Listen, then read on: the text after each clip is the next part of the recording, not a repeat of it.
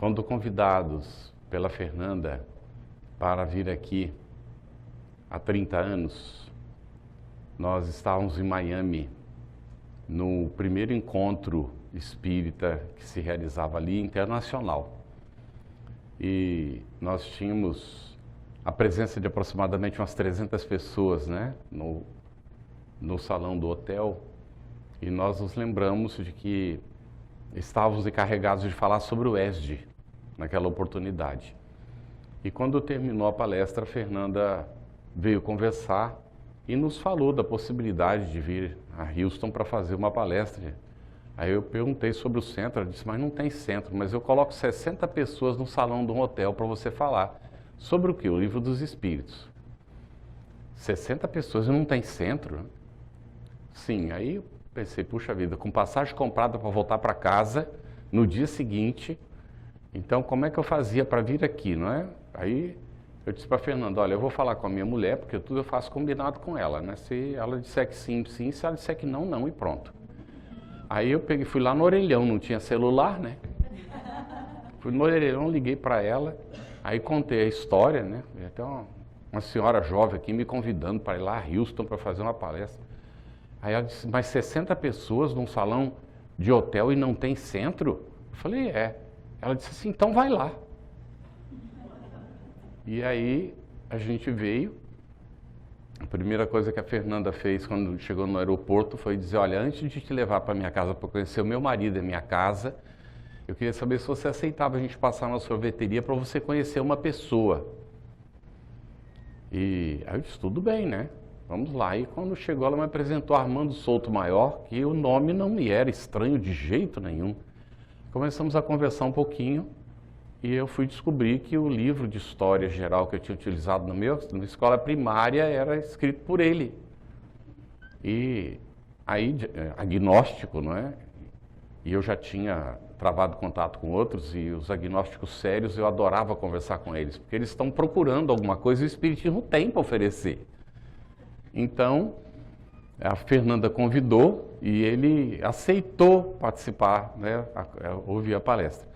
E quando nós começamos a tratar do assunto, nós tratamos de uma maneira histórica, né, do Livro dos Espíritos, colocando o Consolador Prometido e a concretização do Consolador Prometido no Livro dos Espíritos.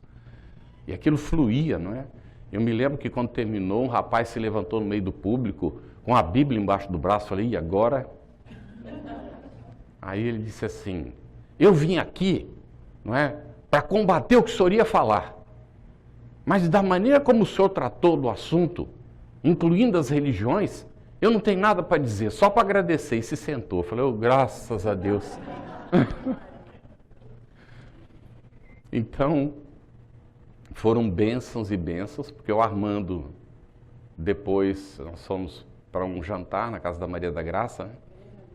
Das duas, né? Maria da Luz. E aí ocorreu aquela conversa que vocês viram a foto. E o Armando começou a fazer perguntas, só que naquele momento, depois que terminou, eu só me lembrava da primeira pergunta que ele fez. O resto tudo eu não lembrava nada. Ele seguramente não falou comigo, ele falou com alguém através de mim. E eu soube depois que a Maria da Luz foi levá-lo para o hotel, depois do jantar, e ele então no caminho disse assim, puxa vida, se tivesse um livro dos Espíritos desse, até que eu ia ler. Ela disse, por isso não, a Fernanda tinha dado um livro dos Espíritos para ela, tinha botado no banco de trás. Ela disse, mas eu tenho um aqui, né? Pegou e entregou para ele. Ele depois nos contou que ele passou a noite inteira lendo, ele não dormiu aquela noite. Voltou para o Brasil, criou uma instituição espírita, uma instituição de benemerência, um jornal, e ele era orientador de teses na universidade. Ele passou a orientar os alunos para pesquisar sobre o Espiritismo, que ele era professor de história, né? E é tão incrível a inspiração que nós sentimos naquele dia que a gente fez toda uma descrição histórica do surgimento do Espiritismo. E que a gente vem aqui hoje para tratar do Consolador Prometido, e vocês estão vendo que o tema tem uma continuidade e a regeneração da humanidade. Então nós nos lembramos que a gente, quando inicia falando do Consolador Prometido, nós nos lembramos de João, no capítulo 14, versículos 15 a 17 e 26.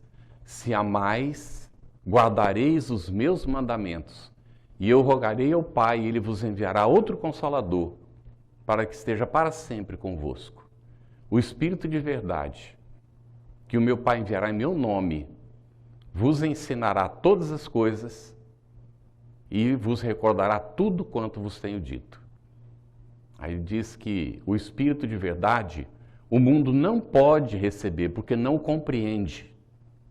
Mas vós o recebereis, porque ele estará convosco e habitará em vós. E a gente se pergunta, o que é, afinal de contas, o Consolador prometido?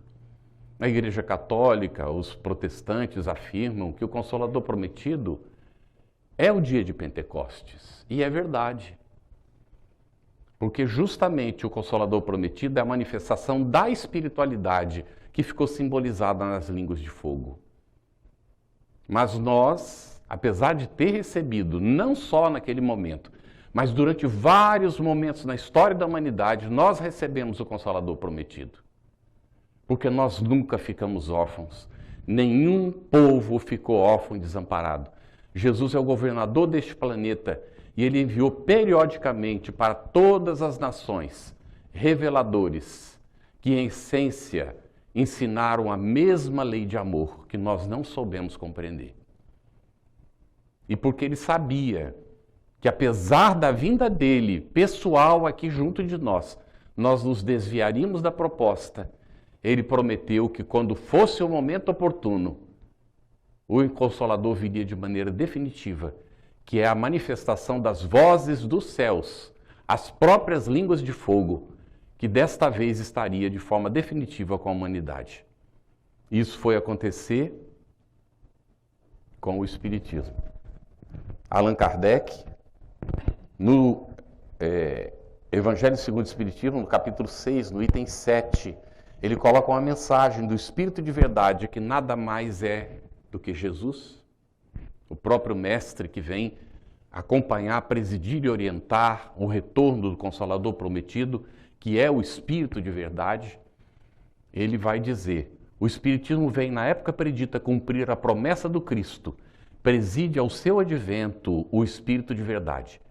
Ele chama os homens à observância da lei, ensina todas as coisas, fazendo compreender o que Jesus só disse por parábolas. Advertiu Cristo, ouça os que têm ouvidos para ouvir. O Espiritismo vem abrir os olhos e os ouvidos, porquanto fala sem figuras nem alegorias, levanta o véu intencionalmente levantado sobre certos mistérios, vem finalmente trazer a consolação suprema aos deserdados da terra e a todos os que sofrem, atribuindo causa justa e fim útil a todas as dores. Nós sofremos, mas com o Espiritismo nós sabemos por que nós sofremos. Nós sabemos também que o nosso sofrimento tem um fim e que nós estamos destinados à felicidade. E nós aprendemos ao longo do tempo que a felicidade não é uma meta. A felicidade é o processo que nós desenvolvemos na nossa evolução de sentir a satisfação de ser útil para o nosso semelhante, que é a maior felicidade que a gente pode sentir na nossa existência de espíritos imortais. Então, nós vamos citar o trechinho. Isso que a gente acabou de ler está no Evangelho segundo o Espiritismo, capítulo 6, item 4, e agora o item 7 que eu falei inicialmente, que são as palavras do Espírito de verdade. Sou o grande médico das almas e venho trazer-vos o remédio que vos há de curar. Os fracos, os sofredores e os enfermos são os meus filhos prediletos. Venho salvá-los. Vinde, pois, a mim, vós que sofreis e vos achais oprimidos, e sereis aliviados e consolados. Não busqueis alhures, a força e a consolação, pois que o mundo é impotente para dá-las. Deus dirige um supremo apelo aos vossos corações por meio do Espiritismo. Escutai-o. O Espírito de Verdade, em Bordeaux, 1861. Bem, nós, espíritas, estamos convencidos que o Espiritismo é o Consolador prometido. O Espiritismo é o próprio Consolador prometido, que Jesus prometeu, João registrou e que agora está concretizado junto de nós. Nós espíritas temos uma tarefa, que nós cumprimos ou não. Durante o nosso processo evolutivo, nós somos condicionados por séculos e milênios a ser dependentes dos demais, do chefe da religião, do representante da religião, do padre ou do pastor, dependentes da instituição religiosa a qual nós nos afiliamos. E o Espiritismo vem justamente para nos libertar dessa dependência. No Espiritismo não tem hierarquia sacerdotal, não existe dono, não existe aquele que ensina os outros. No Espiritismo nós temos um processo de aprendizagem da construção coletiva do conhecimento. E nós somos desafiados a cada passo, porque nós estamos destinados a não ser dependentes dos outros. E o Espiritismo vem nos convidar a assumir a nossa própria responsabilidade de espíritos imortais que nós somos e caminhar com os nossos próprios pés. É aquilo que a gente vai encontrar na necessidade de acender a própria luz. Nós estamos hoje no início do período da regeneração da humanidade. Esse momento se caracteriza por grandes desafios, que nós vamos examinar rapidamente aqui. Mas esse é um período consequente de outros, e que foram previstos para Allan Kardec. Ele trata do assunto na Revista Espírita de dezembro de 1863. Nós vamos falar até 8:50, mais ou menos do tempo que a gente tinha combinado. E aí nós vamos abrir para perguntas. Se surgir dúvida em algum momento, não esqueça a pergunta e não deve levar a pergunta para casa, tá bem? Nós teremos alguns minutinhos para a gente atender essas perguntas. Então, se tiver dúvida, não deixe de apresentá-la depois, tá bem? Se for muito crucial a dúvida e estiver aí te incomodando, levanta o braço, porque eu paro e quero ouvir o que você tem para perguntar. Tudo bem? Pode falar.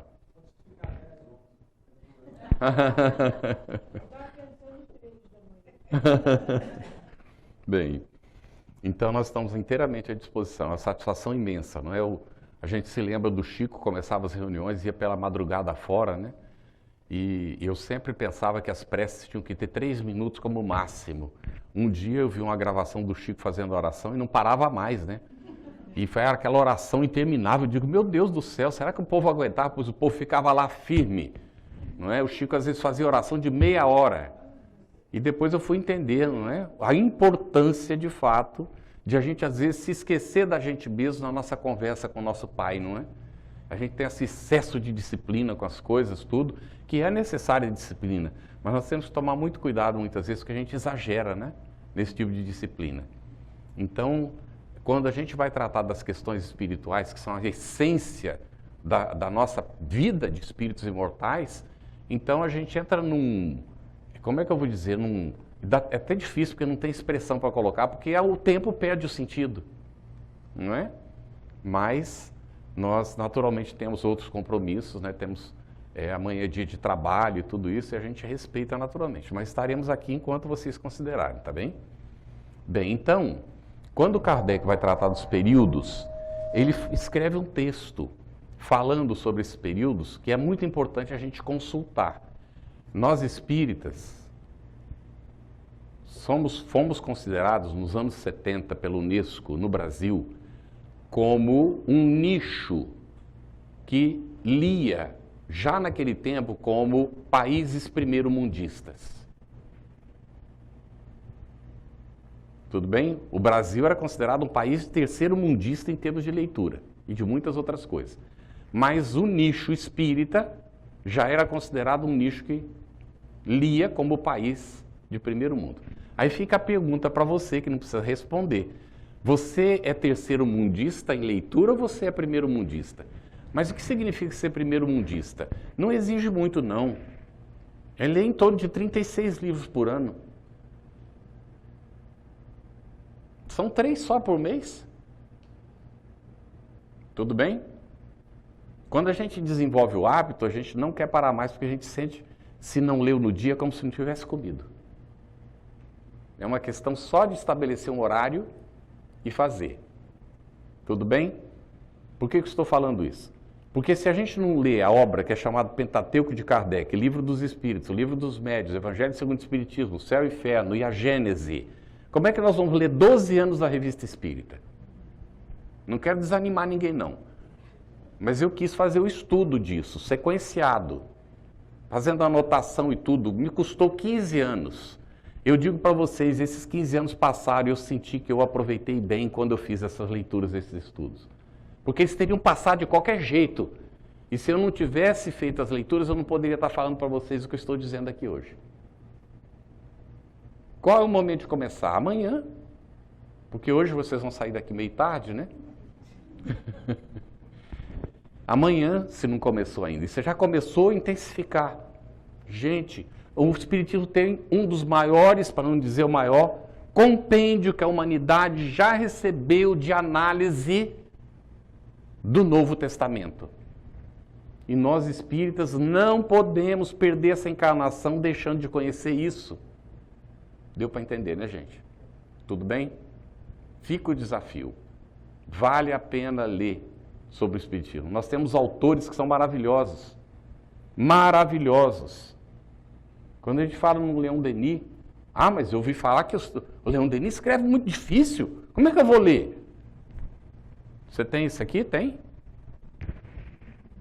Minha filha me qualificou de analfabeto funcional na internet há uns praticamente 20 anos. Mas eu aprendi que se eu estou lendo e aperto aqui em cima, aparece a definição da palavra que eu não entendi. Caramba, antes eu tinha que pegar o dicionário, abrir aquele negócio e ficar procurando. Mas hoje eu só aperto em cima e sai. Então, se eu não faço isso, é porque eu não quero. Você quer? É uma questão de definição. Tudo bem? E ainda eu vou dar um ano para vocês. Meu papai, pai do Geraldo, de outros 2 filhos mais, nós falamos nosso papai porque nós somos 4. Quando ele tinha 50 anos, ele chegou para mim e para o Geraldo um dia e disse assim: a gente não precisa ler, né, meus filhos? Porque a gente ouve as palestras, vai no centro, né, e tal. E aí o Geraldo olhou para mim, eu olhei para ele, não foi preciso nem falar, né? A gente tem muita afinidade.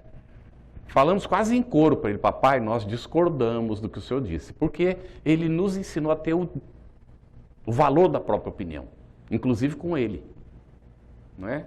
Ele nos ensinou a não mentir, não ser rude, não precisa agredir, mas você tem que dizer a verdade.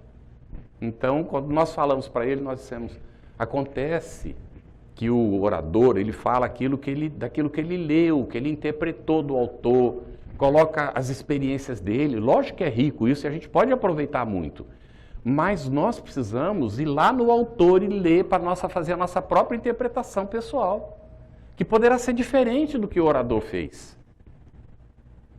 Então é importante que a gente leia. A nossa mãe contou, passados anos depois, que naquele dia ele entrou lá dentro de casa e falou: Cida, onde é que está aquele livrão do Kardec que você comprou? Porque a minha mãe aprendeu comigo, quando eu tinha 10 anos, a comprar livro dos vendedores ambulantes. Que eu adorava quando eles batiam lá na porta, eu olhava aqueles livros que eles tinham lá e queria comprar, perguntar para ela: mãe, tem dinheiro aí para comprar o livro aqui? Então, ela comprava às vezes, batia lá, ela olhava, via que era espírito ou alguma coisa, ela comprava e botava lá. Ela não lia não é? Aí meu pai chegou lá e perguntou: cadê aquele livrão do Kardec? Era uma tradução que tinha botado todos os 5 livros do Pentateuco num livro só. Antes dele desencarnar, ele passou por isso aí umas 5 ou 6 vezes, lendo de ponta a ponta. E ele dizia: eu não consigo ler para ninguém, mas eu leio para mim mesmo. E de fato, quando eu tinha meus 4 anos, 3, 4 anos, das primeiras recordações da minha vida, era meu pai sentado na cama lendo o Evangelho segundo o Espiritismo, que era o único livro que ele lia na vida dele, até os 50 anos. A partir daí ele aprendeu, não é, que ele precisava ler. Então ele lia e colocava os livros numa caixinha. Não era grande, não era pequena, porque ele levava de ônibus para o centro. Quando enchia a caixinha, ele levava para dar para os outros. Anos depois, eu fui visitar Alípio Gonçalves pela 2ª ou 3ª vez na Venezuela. Alípio Gonçalves traduziu várias obras de Kardec, de Chico Xavier, para o espanhol e distribuiu gratuitamente os livros pelo mundo todo. Esse homem se iluminou nesse trabalho, já está desencarnado, grande amigo meu, da gente, e ele, quando eu entrei na casa dele, eu estranhei, porque ele trabalhou com confecção de móveis, então ele tinha umas estantes lindas na entrada da casa dele, cheia de livro, né? Quando eu entrei, eu vi que estava falho, tudo, só tinha um pouquinho de livro, né? Aí ele falou, você está estranhando a minha biblioteca? Eu falei, olha, você está mudando? Ou você, né? Não, eu aprendi que livro é como dinheiro, tem que circular, senão não alimenta. Dinheiro tem que circular, senão não produz. O livro é a mesma coisa. Se tiver algum que você não tem aí, que você queira, pode pegar e levar. Então, o meu paizinho, sem nunca ter falado com a Alípio Gonçalves, fazia a mesma coisa. Ia botando os livrinhos. Eu estou tentando fazer isso. Eu leio o livro, procuro não danificar, porque eu tenho mania de riscar tudo, né? Mas eu procuro não danificar o livro, porque a primeira pessoa que eu vou encontrar, eu penso numa pessoa que poderia gostar do livro, eu guardo o livrinho e puf, dou para a pessoa. Não é, Valéria? Então, a gente vai aprendendo a importância da gente ler, da gente estudar, e a gente vai finalizar com isso que nós estamos colocando aqui. A nossa palestra termina com isso de novo. Então, Kardec, falando dos períodos, nós vamos fazer um pequeno resumo. Ele coloca assim: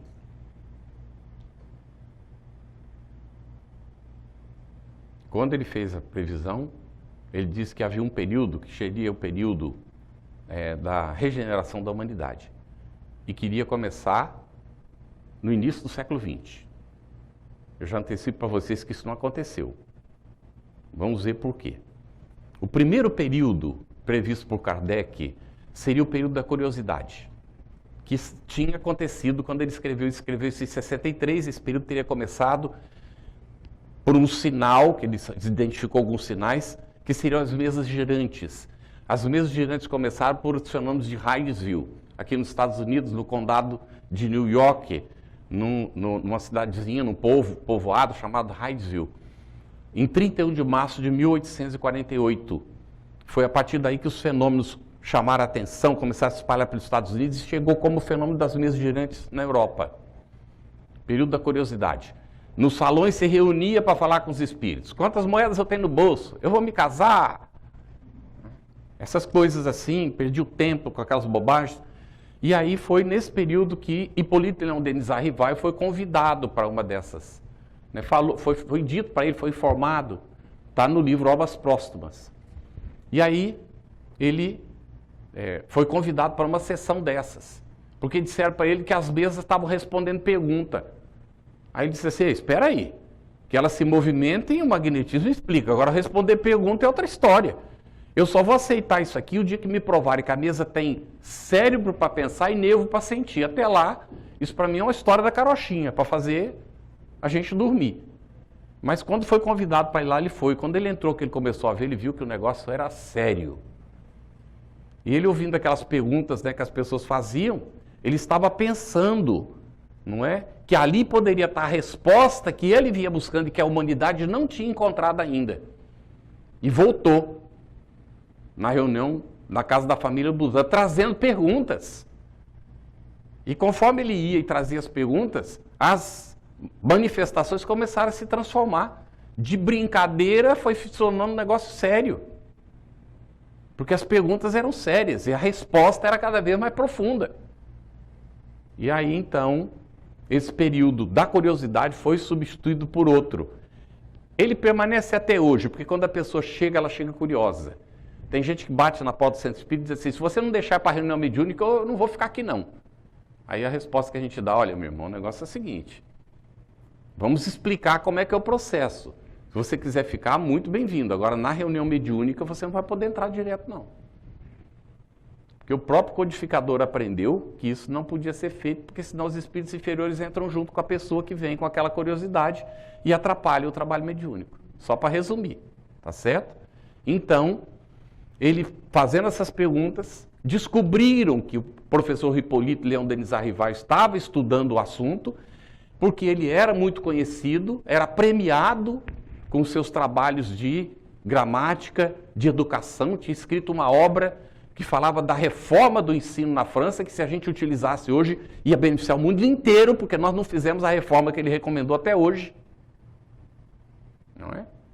Então, o Brasil, durante um período, seguia o ensino da França, estava indo até muito bem, depois copiou um monte de coisa dos Estados Unidos, sendo outra cultura, que não se adaptava à nossa cultura, e demoliram o ensino no Brasil. Eu acompanhei esse processo, vi isso acontecendo no meu período de educação. Então, nós vemos que a gente precisa trabalhar um monte de coisas, porque a educação é básica, ela é fundamental para a criatura, que precisa aprender a interpretar textos. A criançada hoje, os jovens, pegam um texto, leem e não sabem do que se trata. Porque não pode exigir nada deles, tem que passar de ano sem fazer nem prova. Eu não sei de onde tirar esse absurdo, mas foi tirado e a gente está com isso sendo aplicado. Então não me admira que estão medindo o QI das novas gerações e está menor do que o QI das gerações anteriores. A primeira vez na história da nossa humanidade. Porque a criatura não é desafiada, não se exige nada dela, então ela não dá retorno. Cuidado, papai e mamãe, viu? Que os filhos têm que ser desafiados.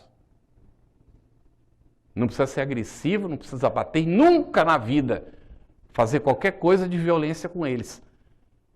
Basta dialogar com propriedade, porque eles são muito inteligentes. Só que se não desenvolve a máquina, a inteligência fica embotada, porque não desenvolveu a máquina. Não consegue se manifestar. Porque o período de desenvolvimento da máquina é naquele período infantil, quando eles estão aprendendo, conforme a questão 383 do Livro dos Espíritos, por impressão. Então, Allan Kardec vai fazer essas perguntas, vai surgindo conhecimentos, as pessoas reconhecem nele uma pessoa com condição e, segundo consta, apresentam para ele cerca de 50 cadernos de anotações de outras reuniões que estavam sendo feitas, também com perguntas. Didier, que era livreiro, ele participava dessas reuniões e foi quem teria entregado para Kardec, para Hipólito Leão Denis Arrivaio. Ele vai reunindo tudo isso sem ideia de publicação, quando os espíritos dizem para ele que quando chegasse o momento de publicar, ele seria avisado. Ele falou: vai publicar o quê? Ficou assustado. E aí ele vai entendendo com o tempo que ele tem essa tarefa. E inaugura o período filosófico do Espiritismo a 18 de abril de 1857, e o sinal de registro é o lançamento do Livro dos Espíritos. E esse período filosófico, ele é confirmado pelo lançamento do Livro dos Médiuns a 15 de janeiro de 1861. Porque é considerado como um livro científico do Espiritismo. Mas não nos esqueçamos que o Espiritismo é uma ciência filosófica. Tudo bem? A ciência nasceu da filosofia e parece até que se esqueceu disso. Mas o Espiritismo não esquece isso não. Tudo bem? Bom, depois desse período, em 1861, vai surgir o período da luta. A 9 de outubro de 1861, Allan Kardec tinha mandado cerca de 300 obras espíritas para a Espanha. Quando chegou em Barcelona, a alfândega resolveu entregar os livros para o bispo de Barcelona. E o homem examina e considera que os livros eram perniciosos. Qual era o processo legal? Devolver para o autor, que tinha mandado. Mas cobraram as taxas alfandegárias dele. E ao invés de devolver os livros, eles foram queimados em praça pública. Kardec pensou em entrar com um processo legal, né? E os espíritos disseram a ele: fique tranquilo, porque o espiritismo será conhecido como nunca por causa disso.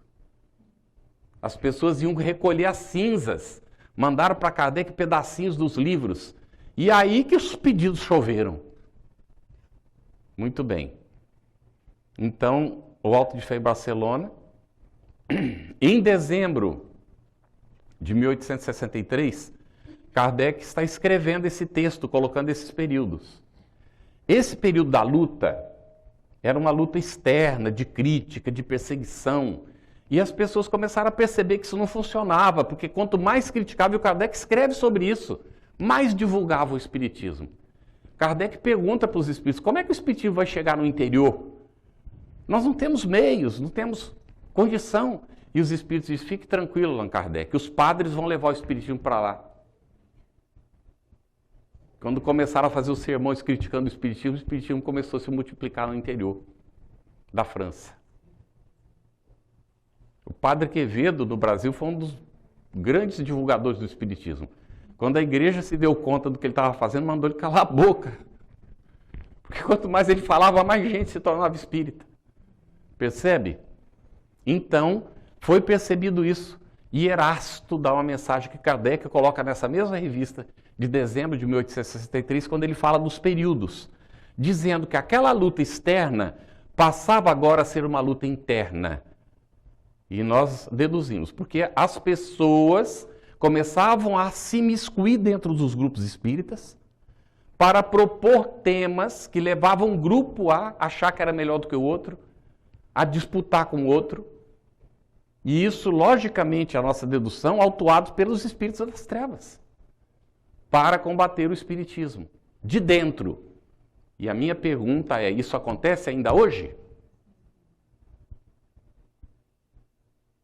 Preste atenção no que eu vou colocar agora e tome cuidado, por gentileza, não me mal interprete. Se você entra na casa espírita e dentro da casa espírita você fala mal de algum companheiro que está frequentando a casa espírita, você está atendendo a demanda dos espíritos inferiores para ser esse instrumento de divisão. Se você está dentro da casa espírita e acha que a sua casa espírita é melhor do que a do outro bairro ou da outra cidade, você está justamente fazendo isso que os espíritos inferiores querem. Deu para perceber?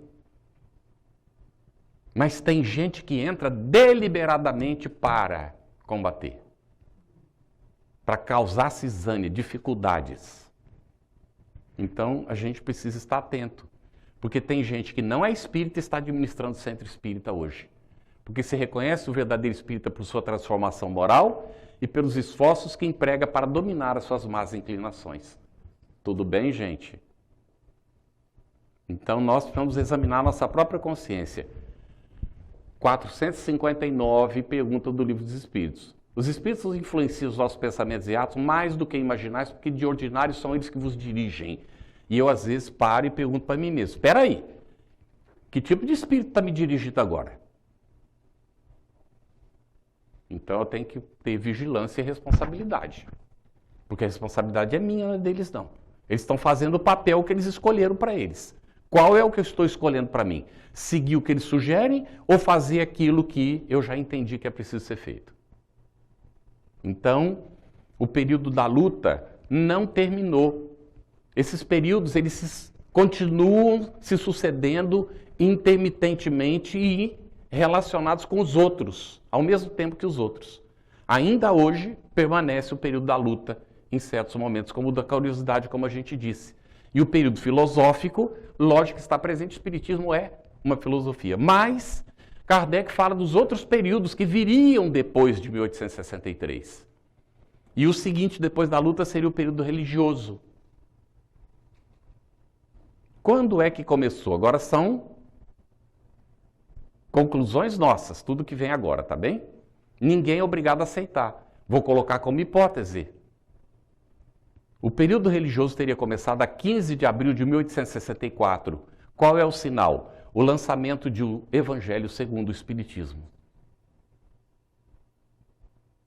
Mas ele é sedimentado pelo lançamento do livro Céu e Inferno em 6 de agosto de 1865, um ano e pouquinho depois, a primeira obra que Kardec edita com tanta rapidez, porque todos os demais levaram no mínimo 3 anos para ficarem prontos. Por que será isso? Eu me perguntei várias vezes. Aí, conforme eu fui lendo e fui comparando, fui vendo que várias mensagens do Céu e Inferno estavam na revista 1858, 59 e assim sucessivamente. Ele já ia recopilando as mensagens para essa obra. Tá bem? Bem, aí nós vamos ver até quando vai o período religioso. Como é que a gente pode chegar a essa conclusão? Se ele diz que o período que seria o período da regeneração começaria no início, não é, do século XX, Então o religioso teria que terminar logo, né? Ele achava que ia ser rapidíssimo. Segundo, no entanto, os espíritos, apesar de terem alertado, mas tinha também espíritos que davam a opinião de que a coisa ia ser de imediato. Isso é natural, não é? Acontece isso, porque os espíritos também não sabem tudo, e próprio Kardec colocou isso, eles tinham a opinião pessoal deles. Então, o que aconteceu é que as trevas não entregam de mão beijada. É só conquista de palmo a palmo. E as trevas, logo em seguida da desencarnação de Kardec, promoveram uma guerra entre a França e a Prússia. No início do século XX, quando deveria estar sendo implantado o período de regeneração da humanidade, acontece a Primeira Guerra Mundial. E depois vem a Segunda. E o propósito era destruir a cultura dos outros para implantar a cultura deles, que seriam os dominadores. Tudo autuado pelas trevas. Vários documentos espíritas foram destruídos, mas Canuto Abreu tinha feito cópia e trazido para o Brasil muitos desses documentos. A FEB já vinha fazendo pesquisas, investigações, já tinha levantado vários desses documentos para fazer outros trabalhos. Então, nós observamos que nada se perdeu, e Kardec já tinha dito que ainda que se queimassem todos os livros, deduza-se como documentos, os espíritos dão as comunicações e seguem ensinando, porque a doutrina é dos espíritos, não é dos homens. O que as trevas não aceitam de forma nenhuma, não é com facilidade. Então, nós vemos que esse período religioso segue. Podemos dizer que esse período ele vai permanecer até o movimento espírita sair da França, ser trasladado para a América do Sul. Brasil, Coração do Mundo é o livro que nos fala sobre isso. Lá fala da missão do Brasil, mas fala que todo povo tem missões também. Não é exclusividade do Brasil. E nós entendemos que não é porque recebeu uma missão que ela está cumprida. Ela depende do que nós estamos fazendo hoje para se cumprir. Nós temos espíritas espalhados pelo mundo todo. Um dia eu fiquei até na dúvida, não é, quanto à nossa população, se não era do tamanho da chinesa, porque todo mundo diz que tem chinês no mundo todo. Eu morei em 8 países diferentes nessa encarnação. Quando a gente pensava, não tem nenhum brasileiro aqui, não é possível que eu vou encontrar um brasileiro. Teve uma vez dessa, num lugarzinho assim, aí entramos num elevador para subir para um restaurante, a pessoa que estava lá disse assim, vocês são brasileiros? Então, por que nós estamos espalhados por tudo quanto é lado? O Brasil tem essa tarefa. Agora perguntaram para o Haroldo Dutra, lá na Alemanha, como é que a gente cumpre a tarefa? Ele fez todo um preâmbulo e mandou brasa. Sabe como é que é? Viva o Espiritismo. Estude, saiba do que se trata e faça como ele orienta. Aí você divulga o Espiritismo para todo mundo. Não vai fazer proselitismo, porque o Espiritismo não serve para isso. Não foi criado para isso. É o nosso comportamento que realmente convence os demais.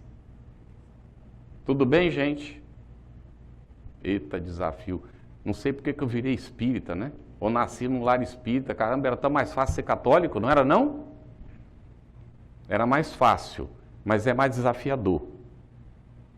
Enquanto nós precisamos, nós tivemos a igreja para nós. Ou a igreja protestante, ou a maometana. Agora nós descobrimos o Espiritismo. E estamos descobrindo que a gente tem responsabilidade. Porque todo mundo tem. E saber disso representa para nós o quê? Um desafio. No entanto, mais cedo ou mais tarde, toda a humanidade vai saber isso. E a gente não tem o privilégio de saber, nós temos a oportunidade de estar sabendo agora, que a gente aproveitará ou não. Então, chega esse período religioso e a gente vai ver que esse período provavelmente ele foi até 1914, está começando a Primeira Guerra Mundial, olha lá.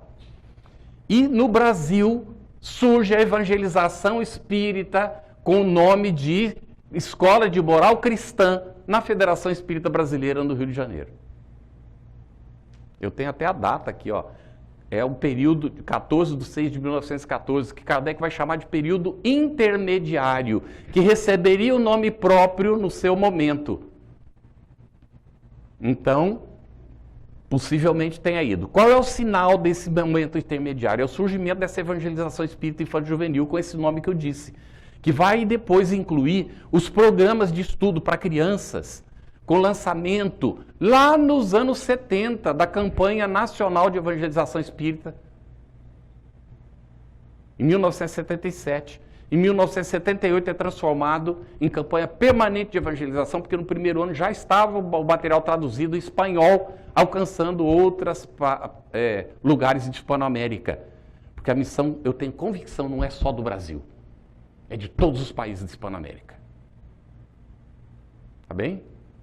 Então, nós vamos ver que depois vai surgir os programas para os adultos, que é o ESD, há 40 anos, 1983.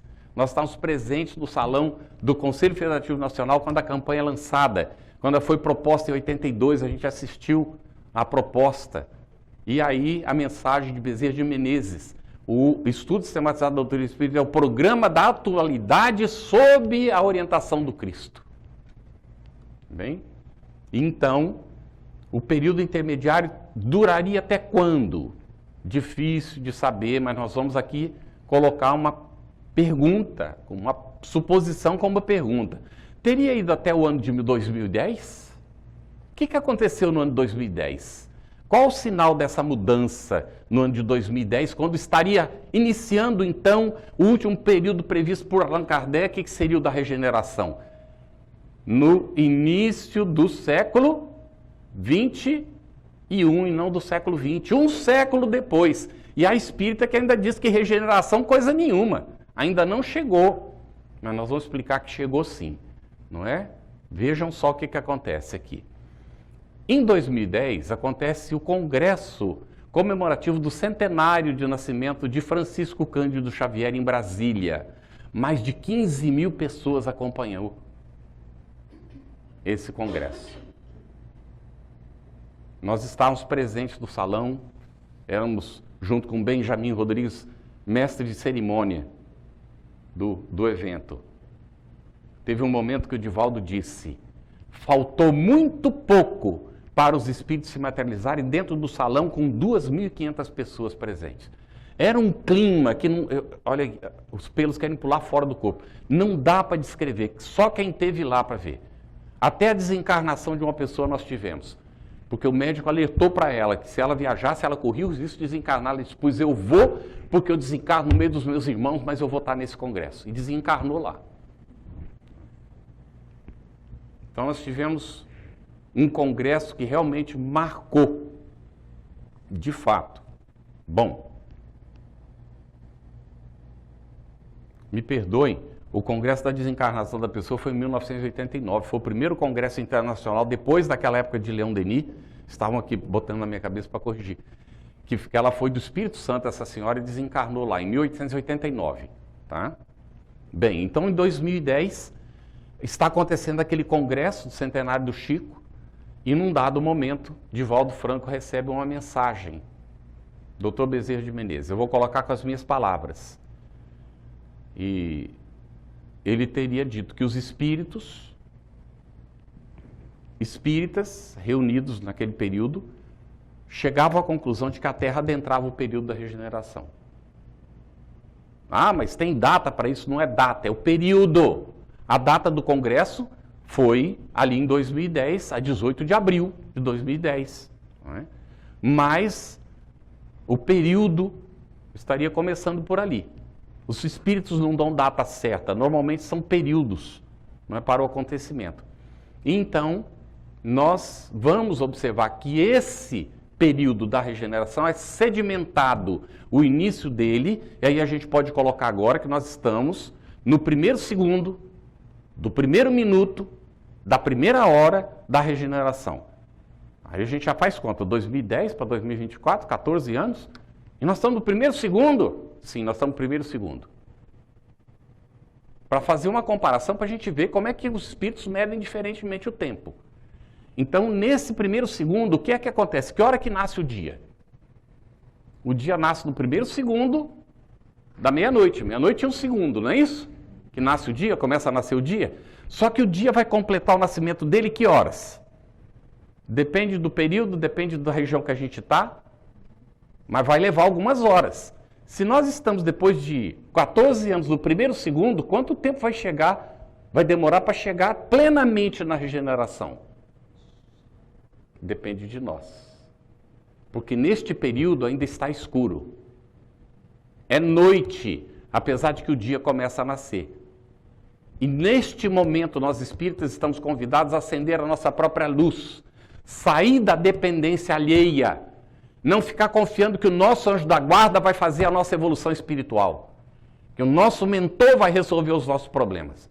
É assumir que nós somos capazes, sem orgulho, com toda a humildade, e aprender o que significa humildade, porque a gente acha que eu sou humilde, não é humilde. Isso não é humildade. Humildade pode estar relacionado com humus. Humus é o alimento da terra. Ação constante de animálculos comendo, não é? Os elementos que são jogados pelas árvores e tudo, que vão compor o humus que vai alimentar a própria árvore. Humildade é a atividade constante de nós dentro de nós mesmos, trabalhando, reconhecendo os nossos potenciais, trabalhando com os nossos potenciais, colocando eles em ação, sem querer reconhecimento de ninguém, reconhecendo que nós temos limitações que precisam ser superadas e ainda vícios que precisam ser superados, precisam ser vencidos. Então, neste momento, nós estamos convidados a isso, acender a própria luz, para que a gente não fique caminhando com a luz alheia, porque já não é mais tempo para isso. Porque vai chegar um momento que a luz alheia não estará presente para nos guiar. Porque ela virá se apresentando. E se a gente não caminha junto, quando a luz se manifesta plenamente, nós não temos condição moral de ficar no planeta. Porque nós vamos ter vergonha dos outros que olham para nós e veem o que a gente tem dentro. Deu para perceber do que nós estamos falando, gente? Quanto tempo vai levar, meu Deus do céu? Que eu não quero que isso aconteça amanhã não, que o negócio está feio aqui do meu lado. Não vai acontecer amanhã. Poderá levar 500 anos? Pode ser 1 milênio ainda? Nós não sabemos. Vai levar um bom tempo ainda. Mas não será mais tanto tempo quanto antes, porque o progresso da humanidade vinha em progressão aritmética. Está cada vez mais entrando na progressão geométrica. Ai, mas meu Deus, com tudo que está acontecendo, ainda tem guerra e não sei o que, sim. Tudo isso são as lutas das trevas para impedir que a luz se apresente. No entanto, lembrem-se do combate. Quanto mais combatia o espiritismo, mais ele se divulgava. Quanto mais as trevas se estertoram, mais o bem se implanta. Tenho plena convicção do que estou falando. Tá bem? Que a gente está vendo isso acontecer. E pode ter certeza que nesse período, então, da regeneração, vai haver o equilíbrio entre o bem e o mal na Terra, e a Terra entra na condição de planeta feliz. Nessa situação de equilíbrio entre o bem e o mal ainda. Tudo bem? Para que se o planeta sublime depois vai levar outros tantos de tempo. É realmente luta diária, dentro de nós e na vida, na relação com os nossos semelhantes. Então, nós vamos aqui observando que o Espiritismo tem um papel nesse período, também dito por Allan Kardec. É a transformação da sociedade e a melhoria das suas instituições, para a melhoria das suas instituições e o aperfeiçoamento das relações humanas. Tudo bem? As instituições vão se transformar. Não se espantem com o que vai acontecer, porque nós não entregaremos com facilidade os nossos próprios hábitos. Quando você olha essa maravilha que é o mundo, você poder comprar tudo que você quer, essa coisa toda, a internet, meu Deus do céu, eu não tenho que fazer nada, só botar o dedo aqui para apertar. Então, a gente vai possivelmente passar por momentos, não tem de vez em quando algum apagão aqui? Hoje de manhã estava sem luz. Como é que a gente fica sem luz? Imagine a humanidade sem satélite. Hoje, o que vai acontecer? A nova geração que faz tudo apertando o dedo vai fazer o quê? Ah, mas isso vai acontecer? Não estou sendo profeta do Apocalipse. Estou dizendo que se a gente não caminha por vontade própria, virão as consequências naturais do nosso desleixo e descuido para que a gente então entre, né, no caminho. Não é castigo não, é consequência natural. Então, diante disso tudo, nós vamos observar aqui que nesse período da regeneração, então, nós vamos encontrar algumas características. Um deles é a reencarnação de espíritos altamente endividados como últimas oportunidades. Ah, mas isso não era antes, não? Está acontecendo agora. Basta olhar a administração do mundo. Quem é que administra o mundo? Com raras exceções. Basta olhar. Se o bem já tivesse administrando o mundo, teria guerra? Teria essas calamidades de gente acumulando bens materiais, achando que não vai ter que devolver? Não teria mais. Mas também não teria ninguém tirando o clipe da empresa onde trabalha. E não teria mais ninguém catando o dinheiro que encontra na rua, porque se o dono perdeu, ele poderia voltar para encontrar ali na onde ele perdeu. Deu para entender ou não? E eu mesmo já me perguntei várias vezes, se eu ver um maço de dinheiro ali no chão, um monte de dólares, eu não vou pegar, não? Eu já me perguntei várias vezes. Aí eu comecei a exercitar com as canetas. Já vi várias canetas, eu olho lá e deixo lá a caneta. Eu vou começar devagarinho para ver se a hora que eu encontrar esse bolo de dólares, o que é que eu vou fazer, né? Aí eu veio na minha cabeça assim, pega e dá para uma instituição benemerente. Então eu sou aquele bonzinho que vou pegar o dinheiro dos outros, que eu não sei de quem é que poderia voltar, porque estava contando com ele e vou dar para uma instituição benemerente. Olha como é que eu sou bonzinho. Então, são coisas que a gente tem que considerar. O dia que eu não jogar um papelzinho na rua, como os japoneses fazem, e limpar tudo que eu encontrar. Não é? E aí nós vamos vendo as pequenas coisas da vida que a gente aprendia, moral e cívica no colégio, que não existe mais. Foi lá na moral e cívica que eu aprendi que eu não podia jogar papel na rua, na escola. Mas hoje em dia não se toca nesse assunto. Então, a reencarnação dos altamente endividados ainda. É o período em que até os eleitos são tentados. Mateus capítulo 24, versículos 24 a 27. Até os eleitos estão tentados hoje. Quem são os eleitos? Aqueles que acham que já chegaram, mas que a hora que são desafiados não fazem aquilo que acham que eles estavam preparados para fazer. Deu para entender ou não? Reencarna com a tarefa de propagar o espiritismo e aí vai propagar a própria personalidade, por exemplo. Então nós estamos vendo esses exemplos. Não temos que dar nome nenhum. O espírita verdadeiro que estuda e lê, ele sabe identificar. E ao invés de criticar o companheiro, falar o nome dele, ora por ele. E pede a Deus que ele retome o caminho dele, porque o que ele não está fazendo, alguém vai ter que fazer. Ou vai atrasar o processo. Tudo bem, gente? E aí nós vemos o período da transparência. Cada um pode mostrar-se como é. Não tem mais discriminação. Só que aí o espírita tem que estar atento. Porque o espiritismo já tem bandeira. Qual é a bandeira do espiritismo? Qual é a bandeira do espiritismo? Deus, Cristo e Caridade é a bandeira de Ismael para o Brasil e, naturalmente, né, para o mundo. No entanto, a bandeira que Kardec levantou. Fora. Tá. Tudo bem, gente? Então, o Espiritismo não precisa de bandeiras transitórias das disputas do campo humano, onde as inferioridades são aceitas por conveniência. Onde o irmão está chafurdado no vício e a gente, a título de respeitar, não é solidário com o irmão, ajudando ele a sair do vício, sem nenhum tipo de violência, que não precisa violência para isso. Esclarecer, sob pena do companheiro não te aceitar, mas se for, chegou a oportunidade, dizer claramente para ele: meu irmão, eu não posso concordar com a promiscuidade, porque a promiscuidade não é boa para mim, não é boa para você, não é boa para ninguém. Então esse negócio dessa bandeira que inclui todo mundo desse jeito assim, é uma bandeira completamente negativa para a evolução da humanidade. E você trazer isso para dentro do Espiritismo é um equívoco total, porque nós aceitamos a criatura e acolhemos e devemos acolher, mas não o vício da criatura, porque ela precisa saber que isso é um vício.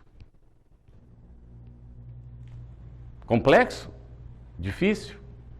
Mas é necessário que a gente tenha o valor que Jesus teve e por causa disso ele foi levado à cruz.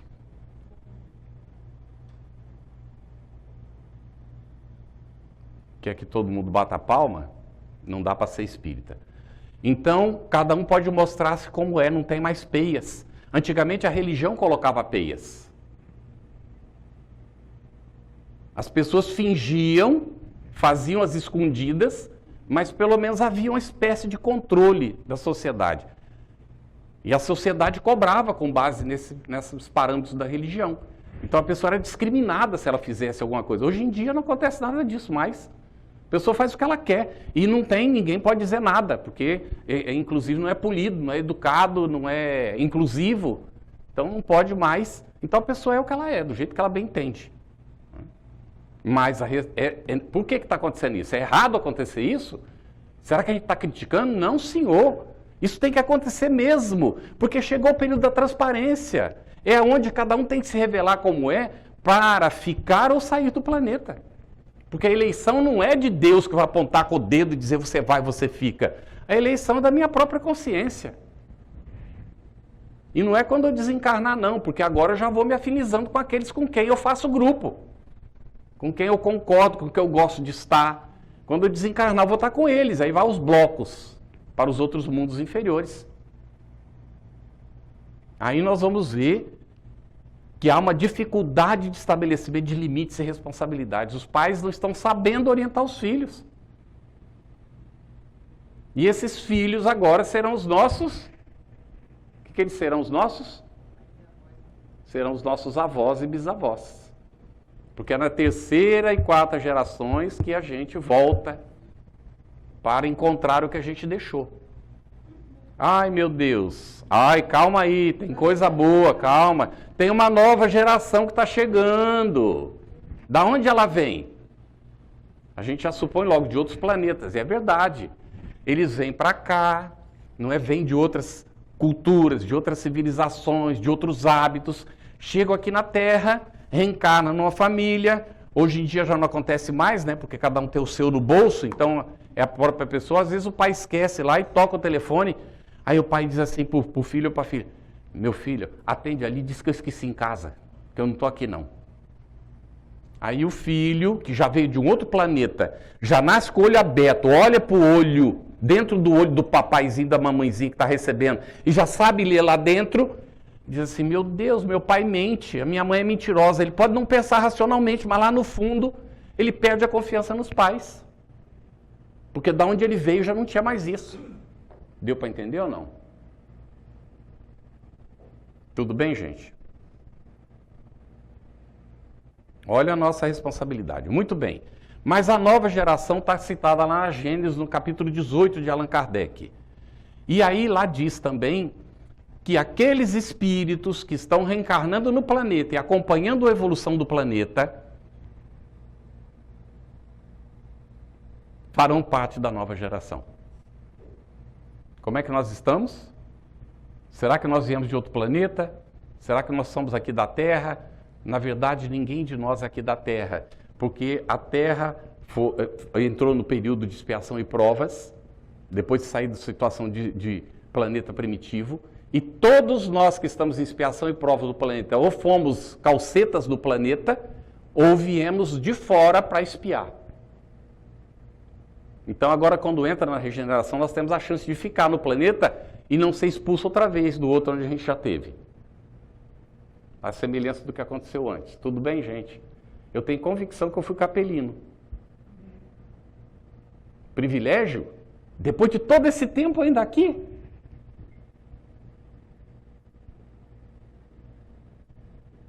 Privilégio de ter vindo de capela? Não há privilégio nenhum nisso. Já deveria estar, não deveria nem ter saído de lá, na verdade. Tudo bem? Então, é uma chance para nós. Se toda geração que surge estivesse imbuída de tais sentimentos, coloca Kardec, seria permitido entrever como muito próxima a mudança que deve operar-se nos costumes sociais. Mudança que de todos os lados é anunciada pelos espíritos.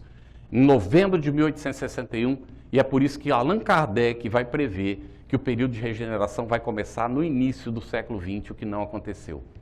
Porque naquele período ele estava começando a receber a geração nova, os espíritos estavam informando, e era verdade que estava começando. O processo estava acelerado, era o período da codificação, a Terra estava com a presença psíquica do Cristo, outra vez. Então tudo era, apesar dos desafios, das lutas que ele passou e tudo mais, mas então o que acontece? Só para a gente entender. Reencarna periodicamente um grupo de espíritos evoluídos, que vem para impulsionar o progresso, às vezes da ciência, das matemáticas, do campo religioso, campo científico, do campo filosófico, e eles vêm e voltam para os seus planetas de origem e nos deixam a nós mesmos para fazer o que eles vieram nos ensinar. Então é por isso que a evolução nesse planeta de expiação e provas não é em linha reta, é em espiral, porque a gente recebe aquilo, parece que deu uma elevada, e aí quando entrega para nós mesmos, dá uma descida na curva da espiral. Nunca desce como na curva anterior. Por isso que faz a mola, a espiral. Sempre está um pouco acima. Aí reencarna de novo, a gente também consegue aprender, vai fazendo esforço, vai evoluindo, a gente começa a ganhar impulso, reencarna uma leva de espíritos de novo e vem de novo a ascensão da espiral outra vez. Novo ciclo. E assim vai sucessivamente. A gente fazendo isso. Parece que dá passos para trás, mas não deu não, está sedimentando o passo que veio ser dado para que a gente então siga evoluindo como nação, como povo da Terra, né, para a conquista que a gente tem que fazer. Então, os desafios ante os novos tempos. Conscientização quanto à responsabilidade individual dos espíritas e coletiva do movimento espírita quanto ao período que nós estamos vivendo. Você tem dúvida se é regeneração ou não? Cuida, atenção. Você está sintonizado com expiação e provas? Ainda está sintonizado com isso? Então, cuidado com o que você está pensando, como é que você está agindo. Porque nós precisamos sintonizar com o novo período de regeneração. Então, vamos sedimentar isso, não é? Então, esse é o período que nós estamos vivendo. A influência do espiritismo na sociedade. É o período da regeneração social. Vai demorar, mas está acontecendo. E o papel do espiritismo como consolador prometido por Jesus. Atualização constante dos trabalhadores espíritas para o cumprimento do papel do espiritismo. Do que você está falando? Você ainda não é trabalhador espírita, não? Desculpa, eu vou fazer uma pergunta, não precisa responder não. O que você está esperando? Ah, então, a gente tem que ser trabalhador espírita? Você está fazendo sua transformação moral? Lá junto da sua família? Você está lutando para dominar suas más inclinações? Então você já é um trabalhador espírita. Porque você está ajudando a mudar a sua família, que vai ter uma influência muito positiva na sociedade, que vai ajudar a transformar a sociedade. Deu para entender? Mas só que tem mais do que isso. Nós já vamos comentar o que tem mais do que isso, tá bom? Então, atualização constante dos trabalhadores, preparação do trabalhador espírita, esclarecimento aos espíritas quanto à etapa que nós estamos vivendo agora, o papel que nós temos junto da sociedade pelo exemplo, da transformação moral e a influência automática que a gente exerce nos outros. E a coragem moral para não permitir que o mal se empodere. Não tome conta do nosso lar, da nossa família, dos seres que nós amamos. Porque se nós não cuidarmos, o mal toma conta. Porque eles sabem, e aí por isso vem essas filosofias nihilistas. Na época que eu estava na universidade, nos anos 70, os filósofos todos acreditavam que a família estava com os dias contados. Isso era ensinado na aula de sociologia para a gente. Que a família estava com o tempo contado. Nunca acreditei nisso e não acredito. A família continua sendo a célula da sociedade, vai ser a célula da sociedade, sempre. Ao contrário da destruição da família. A família consanguínea vai se tornar a família universal. E nós vamos construir isso. Vamos ou não vamos? Vamos construir isso. A gente pode ter dúvida, é natural que tenha dúvida, mas isso está em nós e nós vamos fazer isso. Tudo bem? Então, nós vamos observar os passos para a recepção das pessoas e a sua inclusão dentro do centro espírita e das atividades espíritas do nosso movimento. Acolher, consolar, esclarecer e orientar. Uma campanha que o Conselho Federativo Nacional fez há anos. Acolher as pessoas. Consolar. Ah, mas o consolo não vem pelo esclarecimento, está lá no Evangelho segundo o Espiritismo que é desse jeito. Vem, mas se a pessoa está necessitada, ouça. Acolha a pessoa, deixa que ela fale.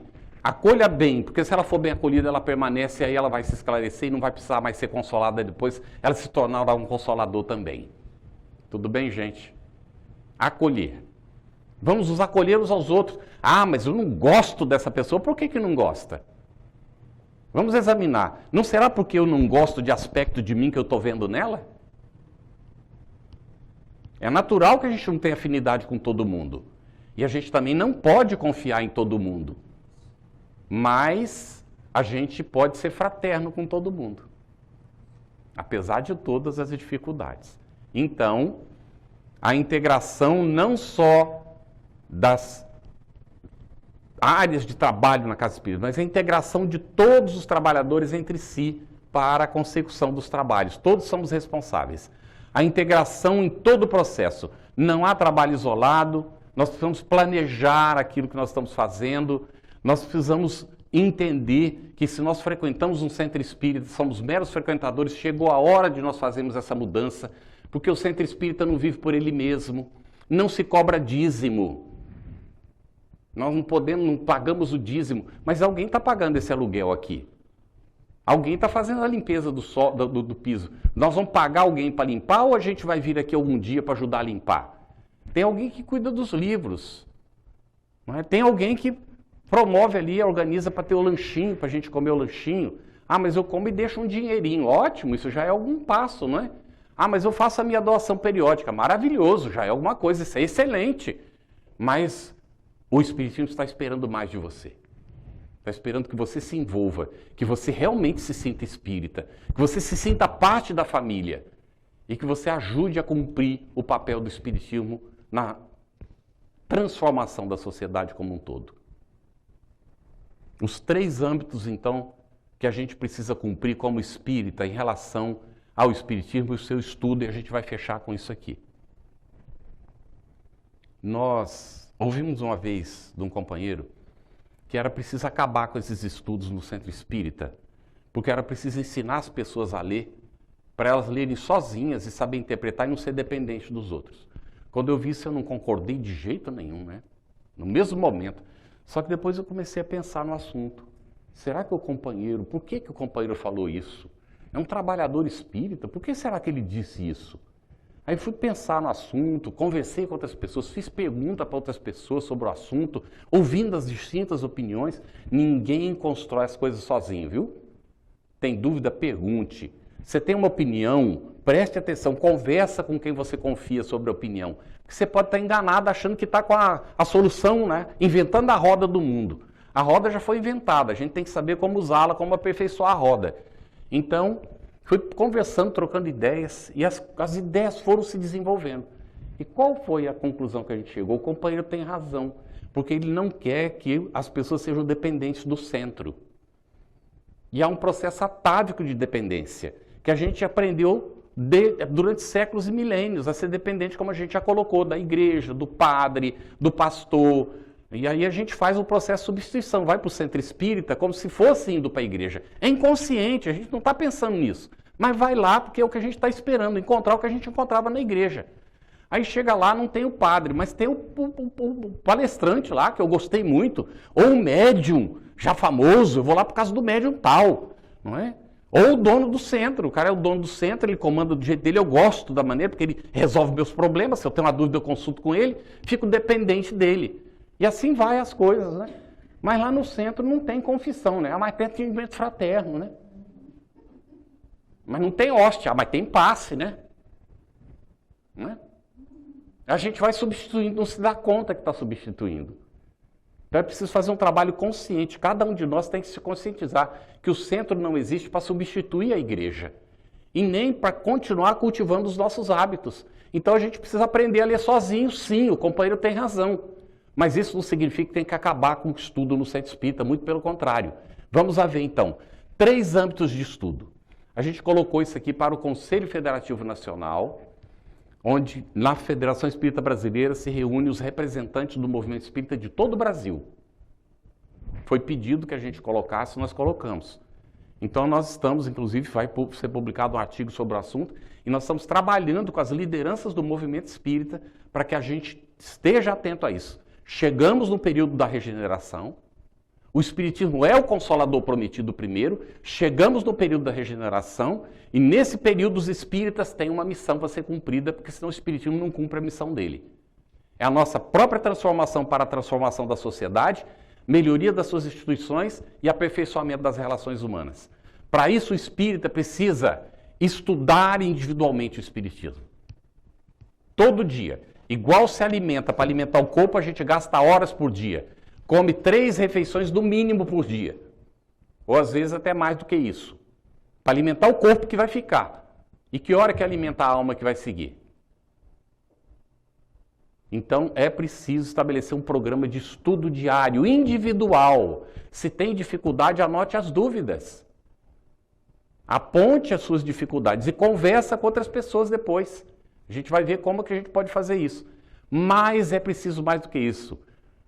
Nós falamos lá no Conselho Federativo Nacional, no grupo menor, depois quando a gente foi apresentar para o grande grupo, a gente já tinha corrigido. Porque a gente falou assim, o estudo do Espiritismo no lar. E a gente explicou porque a gente estava pretendendo, e o companheiro disse assim, mas não está apropriado o nome. Porque as pessoas vão achar que é o Evangelho no lar. Que segundo você está dizendo, não é o estudo do Espiritismo no lar, não substitui o Evangelho. Não substitui o Evangelho. O Evangelho no lar a gente faz uma vez por semana e deve manter. Agora, seria o estudo, então, do Espiritismo em família. Para não confundir com o Evangelho no lar. Todos os dias, todos os dias. Isso é impossível, também achei. Quando a minha mulher propôs isso, eu achei que ela estava meio pirada. Isso era impossível. Mas nós passamos por uma experiência aqui mesmo nos Estados Unidos. Né, de morar numa casa, aqui é tudo muito pragmático, né? A porta abria sozinha, a garagem não ficava fechada, era um negócio de doido. Um belo dia, a moça que ajudava a gente com a casa e ia cuidar do menino que é autista, né? Um dos filhos é autista, ouviram um barulho na sala. Ela e minha filha correram para a sala, porque era um barulho da porta, a porta estava trancada, a maçaneta cega por fora, a chave não estava lá, porque estava havendo barulho da porta. Elas correram lá e viram que a maçaneta estava se mexendo. E não tinha ninguém na porta do lado de dentro. E a maçaneta é cega. Só do lado de dentro que ela mexia, mas ela estava mexendo. E de repente a maçaneta mexeu e a porta abriu e não tinha ninguém do lado de fora. Aí a moça que estava trabalhando disse, vocês são os bruxos. Eu estava lá em cima trabalhando no assunto espírita, eu vi ela gritando, vocês são os bruxos. Aí eu corri lá para baixo para ver o que estava acontecendo. Ela estava metendo as coisas tudo dentro da mala no quarto dela, botou tudo dentro da mala, fechou a mala de qualquer jeito e foi embora, né? Aí eu, filha, o que houve? Aí ela falou, olha pai, a porta está aberta, ó. Eu falei, mas meu Deus, como é que está aberta? Você estava trancada, né? E aí, ela voltou uma semana depois, trazendo uma pessoa com ela, porque ela tinha medo de entrar na casa sozinha, para receber o salário dela. Aí eu reclamei com os espíritos, né? Diante disso, eu falei, pô, caramba, vocês têm que ajudar a gente, né? Isso vai continuar até quando? Aí eu percebi o avô da minha mulher, com quem eu tenho uma afinidade impressionante, nós somos franciscanos, na outra encarnação. Eu vi, ele me viu, nós nos reconhecemos simplesmente. E ele então se apresentou, estava desencarnado já, e disse assim, e a leitura diária que eu falei para a Vera, faz 6 meses vocês esqueceram do assunto.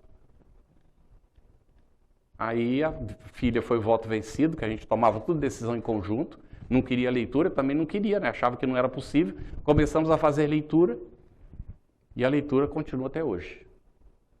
Isso foi em 2001, quando a gente estava morando em Los Angeles. E a leitura continua até hoje, tá? Em família. Nós estamos lendo agora a Revista Espírita 1864, em família. E é incrível, porque a gente lê sozinho e não percebe coisa. Essa semana minha mulher me evidenciou que eu tinha um equívoco achando que a essência era o espírito. E Allan Kardec diz que a essência é a alma, que o espírito é a ligação da alma com o perispírito, aí forma o espírito. Então o espírito já é resultado. Porque a essência é a alma. E eu sempre tinha entendido diferente. Aí quando a minha mulher falou, espera aí, mas você está falando que a essência é o espírito, mas Kardec acabou de dizer que é a alma. Eu falei, espera aí, não é não, Kardec não falou isso, ela falou, lê de novo. Eu vou ler, e não é que ele tinha dito isso mesmo? E eu já tinha feito essa leitura 5 vezes da Revista Espírita. Então, a leitura em família é importante, o estudo em família. Muito bem. E aí a terceira etapa fundamental é o estudo do espiritismo na casa espírita. Por quê? Porque é para lá que eu levo as dúvidas que ficaram do meu estudo individual e aquilo que a família não pôde esclarecer e aquilo que eu aprendi, porque eu vou lá levando minhas dúvidas, ou se eu não tenho nenhuma de toda maneira, eu vou lá e vou me sentar e vou ouvir outras pessoas fazendo os mesmos estudos que eu já fiz, vou ver que tem coisa que eu não tinha percebido. Mas vai ter coisa que outros não perceberam e que eu vou poder dar a minha contribuição. Porque nós chegamos numa etapa em que não tem mais professor. Até o nome mudou, esse mesmo companheiro criticou. Vocês ficam mudando o nome aí, isso não significa nada, diga-se para ele, né? Mudamos o nome porque o nome que tinha antes não reflete mais o que nós estamos fazendo. Antes era professor não serve, não tem professor no espiritismo. Era aula, não serve aula também, não damos aula para ninguém. Era escola, não tem escola de moral cristã, agora é evangelização espírita. E quem não concorda com a evangelização, coloca a educação espírita, só que assuma a responsabilidade. Como a Cecília dizia, porque educação é muito mais profundo no sentido que a gente está querendo colocar ali, porque aí vai implicar também ensinar a interpretar texto. Evangelizar trabalha com o coração. Lógico que uma coisa está dentro da outra. Se você evangeliza, você vai acabar educando. No entanto, nós temos que estar atentos. Podemos usar a educação espírita? Pode sim. Se quiser, pode usar, não tem problema nenhum. Mas vamos fazer o trabalho coerente com aquilo que a gente está propondo. Muito bem. Então, a gente tem essa ampla oportunidade com a instituição que a gente frequenta. E com o movimento espírita, do qual nós fazemos parte. E fica o nosso convite, então, para que a gente realize, conforme as nossas possibilidades. Como nós dissemos no início, ninguém está obrigado a concordar com isso. Alguém poderá considerar que isso é muito demandante e muito exigente. Então eu vou contar para vocês, para finalizar, que eu estava andando num shopping um dia e encontrei um colega. Fazia tempo que eu não via.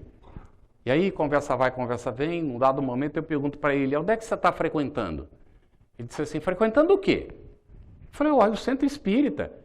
Ele disse, não, que história é essa? Não, senhor, você me conheceu lá na FEB, mas aquele tempo passou, cara, Deus me livre, é muita exigência. Desse jeito a gente não vive. Eu estou vivendo a minha vida. A gente examinou hoje aqui com os trabalhadores. Estava perdendo a encarnação dele, porque ele tinha um compromisso. Ele teve uma chance de conhecer o Espiritismo e ele não quis se comprometer. Porque com o Espiritismo você tem que se comprometer. Não existe espírita não praticante. Não há esse tipo de figura. Então, se você ainda está acostumado com a Igreja Católica, quando era católico não praticante, a gente ouvia muito isso na nossa infância, é preciso fazer um exame da situação. Nossa, você não está nem preocupado que as pessoas sejam espíritas. Não estou mesmo, não. O espiritismo não se preocupa com isso, não. Porque se a humanidade melhora, então todos nós vamos ganhar. Se a humanidade toda for espírita, de carteirinha e não praticante, a humanidade não vai melhorar nada. Portanto, a sua contribuição será dada ou não, e você que escolhe. Tudo bem, gente? A reflexão, o Espiritismo é uma doutrina, segundo Joana de Ângeles, de educação, de cultura, e é uma doutrina que nos convida efetivamente a cumprir o papel que nos cabe nesta encarnação. Chegou a hora da regeneração da humanidade. Nós estamos convidados a sintonizar com essa proposta maravilhosa, porque é para nós uma proposta de ser felizes, não como meta, mas como construção no nosso dia a dia, no cumprimento do nosso papel.